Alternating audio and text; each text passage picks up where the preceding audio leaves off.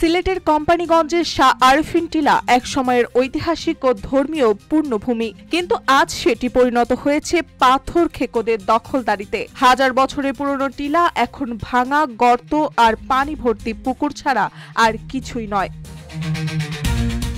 স্থানীয়রা বলছেন, প্রভাবশালী একটি সিন্ডিকেট দিনের পর দিন সরকারি নজর এড়িয়ে কোটি কোটি টাকার পাথর লুট করছে।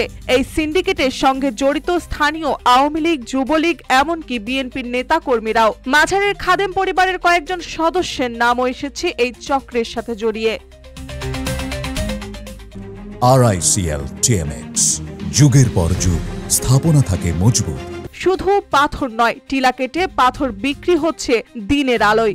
গত এক বছরে বিক্রি হয়েছে প্রায় 5 কোটি টাকার পাথর। টিলার ওপর থাকা মসজিদ ও মাজারও আছে ঝুঁকির মুখে। স্থানীয় ওয়াকফ কমিটি বলছে, প্রতিবাদ করেও আমরা লুট ঠেকাতে পারছি না।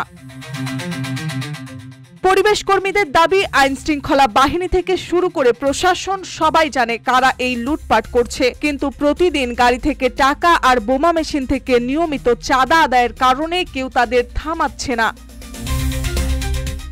তবে প্রশাসনের কর্মকর্তারা বলছে অভিযান চলছে এবং টিলা উদ্ধারে ব্যবস্থা নেওয়া হবে, কিন্তু বাস্তবে ধ্বংসযজ্ঞ আরও বেড়েই চলেছে।